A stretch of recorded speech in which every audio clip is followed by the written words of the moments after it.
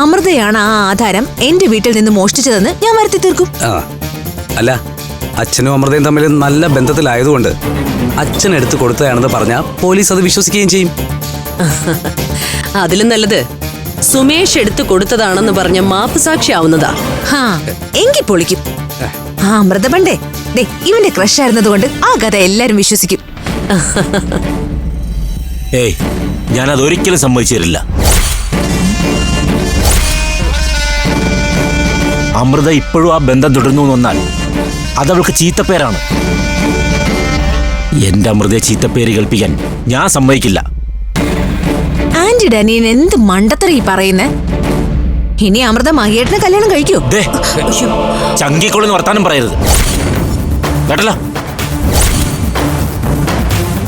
ഈ ജന്മ ഞാൻ ഒരു പെണ്ണെ താലി കെട്ടുന്നുണ്ടെങ്കിൽ അതെന്റെ അമൃതയെ മാത്രമായിരിക്കും. വേറെ എന്റെ മനസ്സമാധാനം കളയാൻ വേണ്ടി ഓരോന്നൊക്കെ വിളിച്ച് പറയും. നീ ഒന്ന് അടങ്ങും മഹി.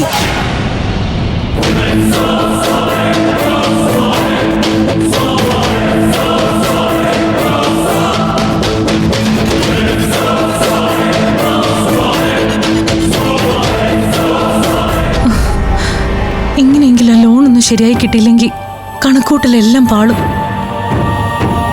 എന്ത് ചെയ്യും എന്റെ ദൈവമേ?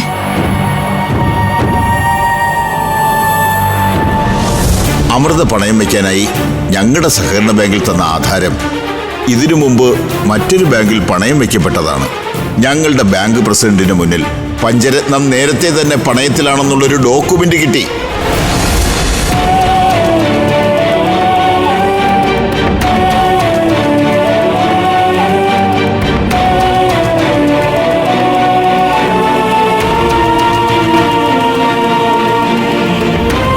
എന്താ ഇങ്ങനെ ചിന്തിച്ചു കൂട്ടുന്നേ? ഒന്നുമില്ല.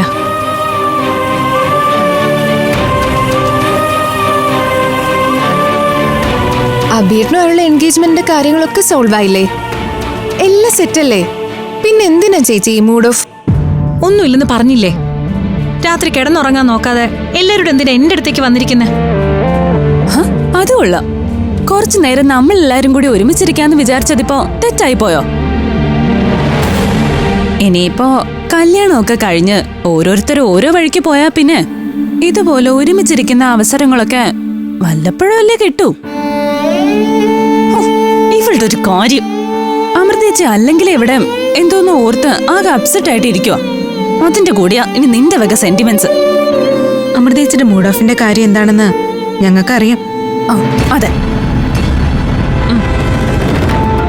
ഒന്നുമില്ലെന്ന് പറഞ്ഞ് ഉഴപ്പാൻ നോക്കണ്ട. ചേച്ചിയുടെ മുഖം ഒന്ന് വാടിയാ ഞങ്ങൾക്ക് എല്ലാവർക്കും അത് മനസ്സിലാവും.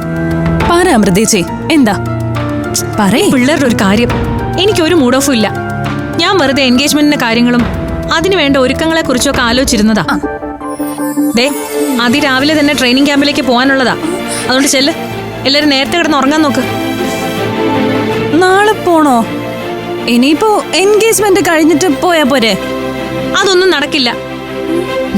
ഹിസ്സയാവാൻ പോകുന്ന പെണ്ണ. പിള്ളേരുകൾ ഇപ്പോഴും മാറിയിട്ടില്ല.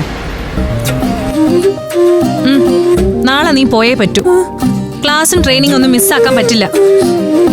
പിന്നെ എൻഗേജ്മെന്റ് തലേ ദിവസം പോന്നാ മതി. എന്നാ പിന്നെ നമുക്ക് വേറൊരു കാര്യം ചെയ്താലോ? എന്ത് കാര്യം? 2 ദിവസത്തിനുള്ളിൽ തന്നെ നമുക്ക് മോതിരം മാറ്റം നടത്താം. എന്നിട്ട് ഞാനങ്ങ് പൊക്കോളാം. ഐഡിയ എപ്പിടി? ഇനി ഇവിടെ നിന്ന് വല്ല ഐഡിയയും പറഞ്ഞ എന്റെ കൈ നല്ലത് മേടിക്കും.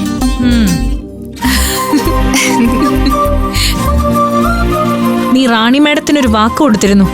നിനക്ക് ഓർമ്മയില്ലെങ്കിലേ അവർക്കത് നല്ല ഓർമ്മയുണ്ടാവും. അതെന്താ ചേച്ചി? ഓർമ്മയില്ലല്ലേ?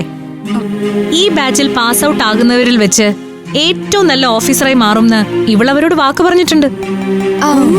ഇവളെ കൊണ്ട് അതിന് കഴിയുന്നുള്ള വിശ്വാസം അവർക്കും ഉണ്ട്. അങ്ങനെ SA ആയി ചുമതലയെടുത്താ പിന്നെ പേഴ്സണലായ പല കാര്യങ്ങളും മാറ്റിവെക്കേണ്ടി വരും. റെസ്പോൺസിബിൾ ആയ ഒരു പോലീസ് ഓഫീസർ ആവണമെങ്കിൽ അങ്ങനെയുള്ള ചില സാക്രിഫൈസുകളൊക്കെ വേണ്ടിവരും. നേരാ. അതിനുള്ള ശിക്ഷണം ഇപ്പോഴേ കിട്ടുന്നത് നല്ലത് തന്നെയാ. മനസ്സ് ഇപ്പോഴേ ആ വഴിക്ക് പാകപ്പെടുത്തണം. അപ്പോ ഞാനില്ലാതെ എൻഗേജ്മെന്റ് നടത്താനാണോ പ്ലാന്? എങ്കിലിത് വലിയ പ്രശ്നമാവേ. ഈ പഞ്ചരത്നങ്ങളെ ഞാൻ തല തിരിച്ചു വെക്കും. ഫ്ലവേഴ്സ് സ്മാർട്ട് ഷോ ശനി ഞായർ ദിവസങ്ങളിൽ രാത്രി 9:30 ഫ്ലവേഴ്സിൽ.